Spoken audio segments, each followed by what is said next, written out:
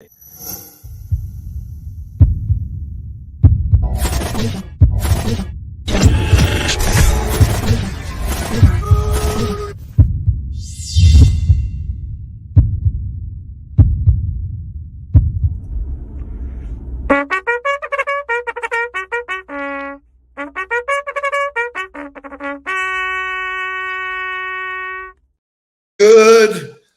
morning. Nice to see you again. Great to see you as well. Yesterday was just super fun. Just what a great Tuesday. Good to be back here on a Wednesday. We got some really cool stuff for you. Our friend Cindy Metzler will be here in her bright, effusive self, talking about the TED Talk that's coming up.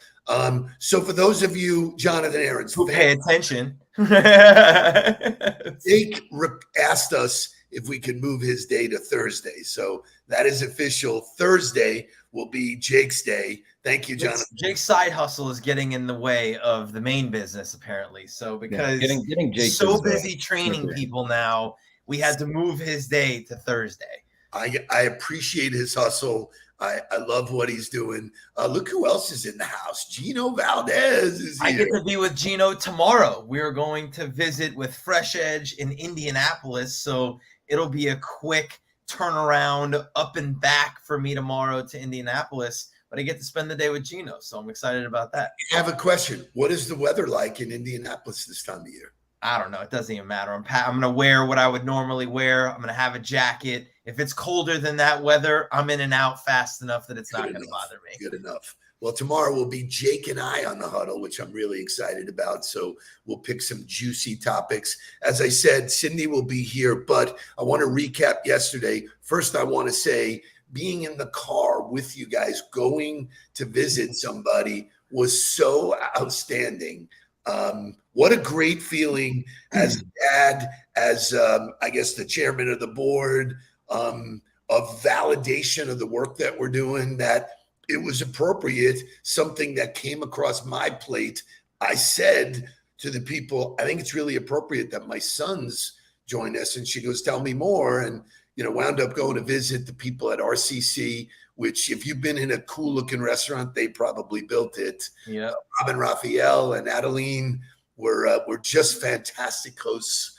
And Mark, it was a great day, right? Great hospitality, great leadership development conversation. I think it's the first time I've ever really said it to anybody, but the only qualifier to working with us is really you have to get better. You have to want to get better. And the desire in them to want to get better and want to grow, and them sharing their story with us was really fantastic. And, it's when you meet good people, it's also the bonus that you get the opportunity to work together and do some great things. So excited to add them to the On the Ball roster, excited to do some really great work with them in the development of their people, and just great stuff. But the car ride there was fun because we got to have our pregame meeting, and that to me is reminiscent of, being in the locker room right before you go out onto the field, or anytime. It's just that final little bit of prep where you get aligned, you make sure everybody's on the same page, everybody's prepared to walk in, and we don't get to do that often, so it was a blast. And for me, and I know people will be shocked to hear this, I had less to say than normal because I handed the ball off to you and you ran with it. You did a beautiful job. Total connectivity with all of us. Jake threw in a bomb in there with his 3 C's, which were, please share the 3 C's. Well, we got into this conversation of how do you build a high performance team, and you can't have all high performers and all of that. And the Sistel people have heard this before, but there's 3 levels of acceptable behavior inside of an organization, and it's compelled, it's committed, and it's compliant. And if you can fit people into one of those 3 levels, they should be able to help the organization be successful. If it falls outside of that, that's a great, indicator for somebody who's not a fit. But that's the range of, you're going to have people that are compelled. You're going to have people that are compliant. It doesn't mean they're bad people as long as they're willing to meet the standards that have been set. So let's hold that for a show, because we could go deep into those 3 C's. I found it fascinating listening to you. I was lulled into the conversation. So great stuff. Let's wake this thing up. Cindy's going to be here to talk about another TEDx Boca. I got to share in that excitement a couple of years ago. Boom, Mark's on tap for Saturday the 20th. Shay, wake us up and then welcome Cindy Metzler. Wake up, everybody. Get up, get up, get up, get up. We got, come on. Wake up, everybody. Teach a new way. Maybe then they'll listen what you have to say. Wake up, everybody. No more sleeping in there. No more about the thinking, time of thinking ahead. Come on.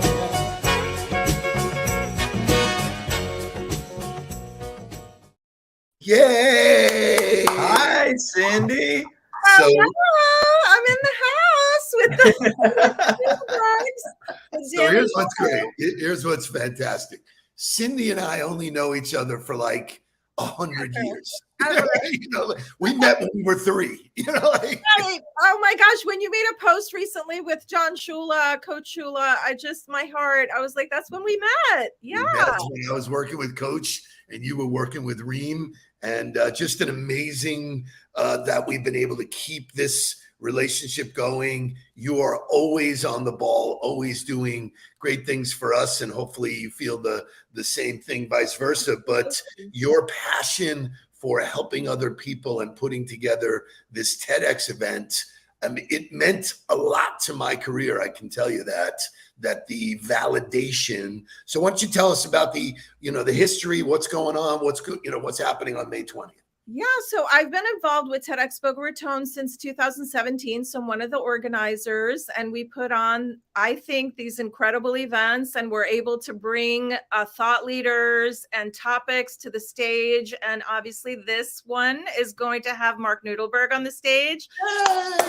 Super excited. So maybe I'll just touch on each of the speakers really quick, because I know we don't have a lot of time, but Steve Edwards is a local tech entrepreneur, CEO of Premier Virtual. He's going to talk about a really important topic. I'm not going to spill the beans because we can't do that, but Michelle Grant is a local entrepreneur. She started the company Lively. I don't know if the ladies in the house know it, but I know it really well. It's a lingerie bra company. She exited for $105 million.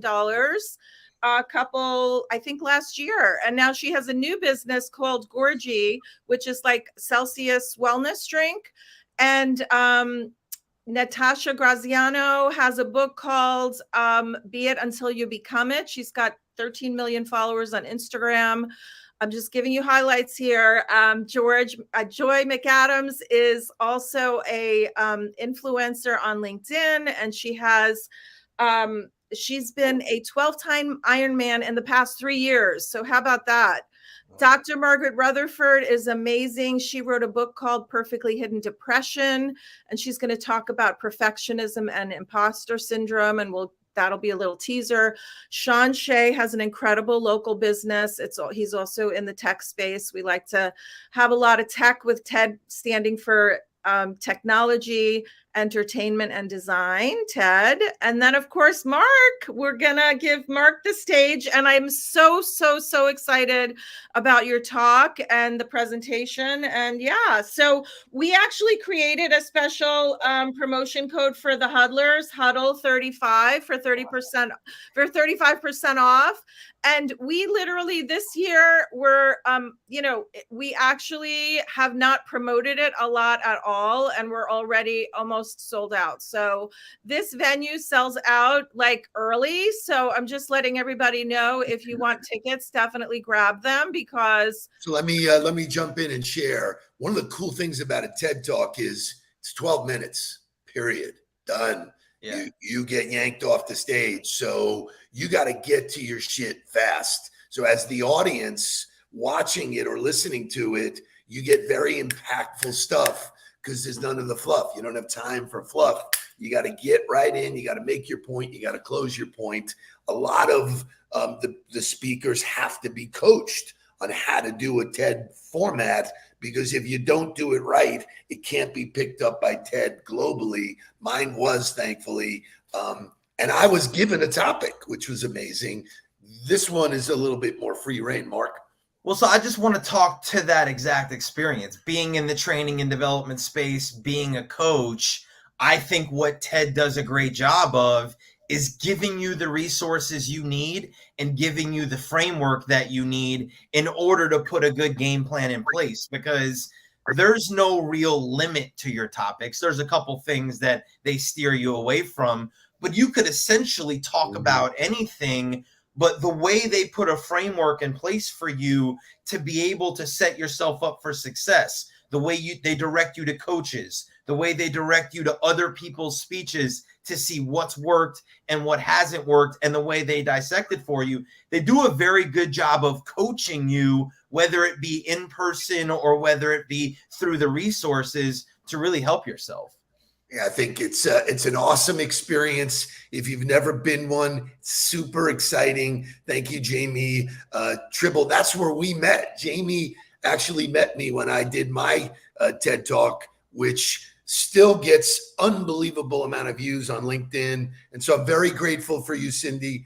I always say it. You've been a great friend, a great partner, and all the things we get to do together. And so thank you for all that you do. And for anybody looking for somebody in the PR space, she does an amazing job. Steve. Just really before I leave, I just want to say two things.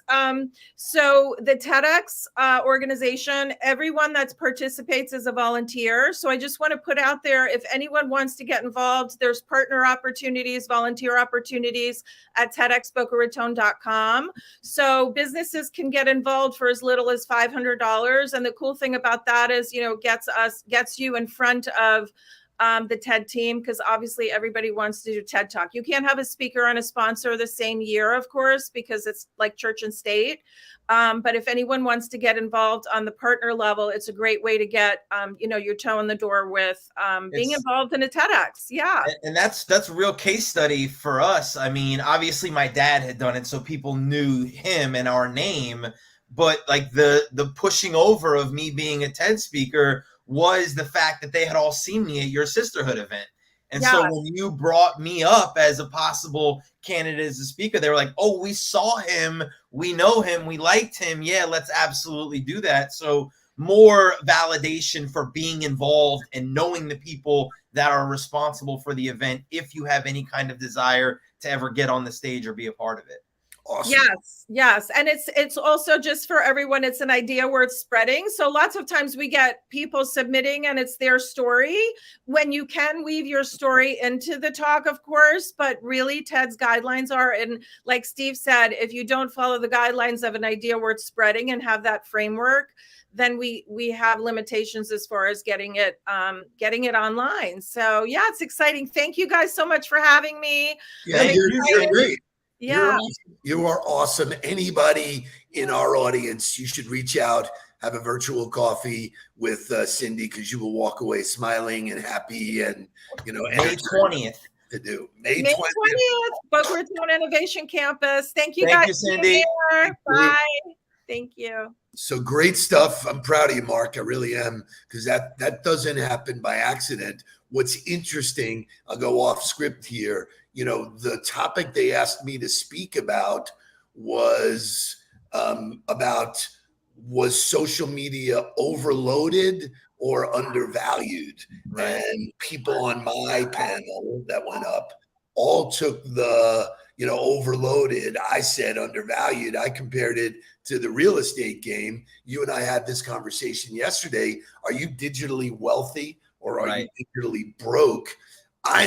You own, Nudelberg owns a lot of digital real estate. People know us, they see us, other people comment on us. If that's not happening in your world, look in the mirror, because you control that. Exactly. Yeah. And I'm excited to be touching on the topic of failure. I'm sure not to anybody's surprise, but with the conversation that we had last week about Giannis and everything that was in there, and obviously my book. I'm super excited to really dive in to failure, debunk some of the myths about it, talk about the process of it, and talk about what happens when you deal with it the right way. It's super cool. Now, just for shits and laughs, Jake said, "Who's Ted?" Yeah. When I got picked, I was like, I said the same thing. I was like, "Who's Ted?" This whole thing. So great stuff. I'm going to go off script because we're late. We'll push this topic that I had later. Happy birthday today to Bono. Bono was born this day in 1960. That means that he is 63. He's just ahead of me. My birthday is next month. I'll be 63, God willing, and basically in the best shape of my life. So in honor of his birthday, give me some Bono.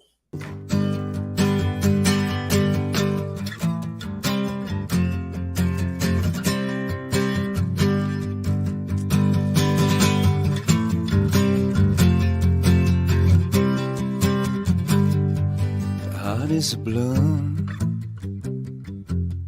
It shoots up through the stony ground, but there's no room, no space to rent in this town. You're out of luck, and the reason that you had to care, the traffic is stuck. You're not moving anywhere. You thought you found a friend to take you out of this place, someone you could lend a hand in return for grace. It's a beautiful day. Sky falls, you feel like it's a beautiful day. Yeah, yeah. Give it. So, it's so good. Go to that. That is a series called Tiny Library, and they do these acoustic sets there. If you dig into Bono, he's one of the coolest humans ever. I mean, the guy has a portfolio of stuff that he's done. He's very candid about like the decisions he's made in his life. The song With or Without You is actually about decisions he and his wife made, you know, along the career journey. I just find him to be a great storyteller. Yep. I think some of the greatest people in our lives, Bob Dylan was a storyteller. You know, if you want to be great in life, I think you got to be good at storytelling. So Mark, what's your, you know, I know we just read that article about, which is from your guy, and I just went blank on his name. Scott Galloway. Scott Galloway, correct. Scott Galloway wrote a piece on storytelling. Elon Musk is a storyteller. He's not an advertising genius. He told stories. People bought his stories. So the most captivating people, right? Yes. And Well, this, there you go. Anybody, as I look back through my life, the people that have captivated me and the people that I've followed were always great storytellers. And I even think back to my mom's dad, my grandfather, Ben, who I remember sitting on his porch with all of his fishing buddies and them telling fishing stories that I could now retell because they told it so well. But it wasn't about what really happened. It was about the way they told the story. And I think, you know, that skill set and the ability to tell your story, similarly to when we were in the conversation yesterday, you can't hijack a meeting for 45 minutes to tell your story, right? You got to understand what are the points that are important to the audience that you're trying to speak to. What are the things that are going to pull them in? What's the drama that's created? What are the takeaways that come with it? And the people that are able to do that in a really skilled way are the people that create followers. And at the end of the day, that's what all of it is about, is how do you build fans? How do you create fans in your story and what you do? Because if you've got fans, you've got an unbelievable opportunity to be successful. So this is in my presentation tomorrow that I'm working with the commercial team at Bank United, but I want to show them, you know, Elon Musk built the 9th most valuable company in the world because he knew, not because he knew anything about electric cars. He's a master storyteller. Look at the volume there, the automaker price to earnings ratio, because people did not buy a Tesla. They bought Elon Musk. And they bought the story behind it, right? It wasn't even necessarily about Elon and how he got there. It was the story he created around why the car was made and what the car was going to do to create an impact. And I think when you get into that kind of philosophy for both yourself and whatever it is that you do, what's the why? Simon Sinek wrote the book, Start with Why. Get to the why for people, share the why with people, help people understand the impact and what comes from it. And you've got a much better chance at being successful than if you're just kind of trying to sell it or persuade or what's in a name? Are people talking about you when you're not around? Thank you, Jeff, because that's a nugget. Bono means good voice. Right. I did not know that. That is, even if it's not true, it's fantastic. Right.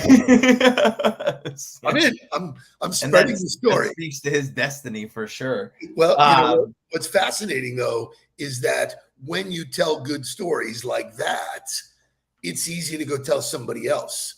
And so that's what I think marketing is creating a story that allows someone else to go share it. Most of the time, it's so fucking convoluted and it has so much bullshit in it that what do you want me to tell other people? Like you said this morning, and you said it yesterday directly to them. If you do not have a passion to get better, we're not the right guys. Right. So that's easy. They can go communicate that to their team, to the finance department that's going to pay us, and these guys are going to help us get better, man.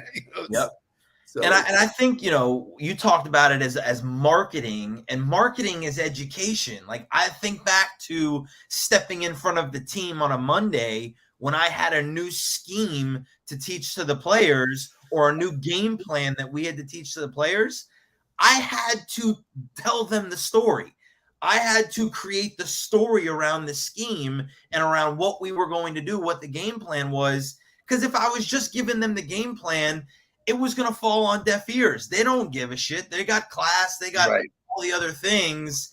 All right, sure, that's what you want me to do. And then there's no buy-in from it. So understanding that a part of the storytelling is creating the buy-in, which is education and all of the things necessary to help the people create movement. That's it. That's what you're trying to do. Awesome job. At a show down the road, we'll talk about those 3 C's because that really solidified the how we're going to work with their people, identify who they are, identify what makes them tick, and then coach them to be better because everybody is coachable. Everybody can be 1% better every day. Great job. Thank you, Cindy, for doing what you do. Get in on it. Come join us. Watch Mark do his TED Talk. He instantly becomes famous, and his book is more valuable. I'm doing this. Come join us June 14th. And do not forget. So we've got obviously the TED Talk happening on May 5th, but then June 14th, we will have the first in-person huddle. We will be live from Junior Achievement. Those seats are filling up quickly as well. So make sure that you guys register for that event. Use the promo code Huddle to discount your ticket so that you get in for the value. And bring a friend. I mean, that's the opportunity. Say, hey, come on, I'm going to see something. The promise is you walk away with some knowledge for sure. You'll have some fun. You meet some great people. So bring your tribe, mix it with our tribe. Let's have some fun. Let's get after it. Wisdom Wednesday. You all see at the Tower Club today, supporting our friend and our client, Joy Linsky. Let's go. Go Heat. Go Heat. Go Cats. Go Heat. Let's go. Let's hope one team. Please don't walk by me. I'm about to let my heart speak. My friends keep telling me to leave this. So let's get down to business. Let's get down,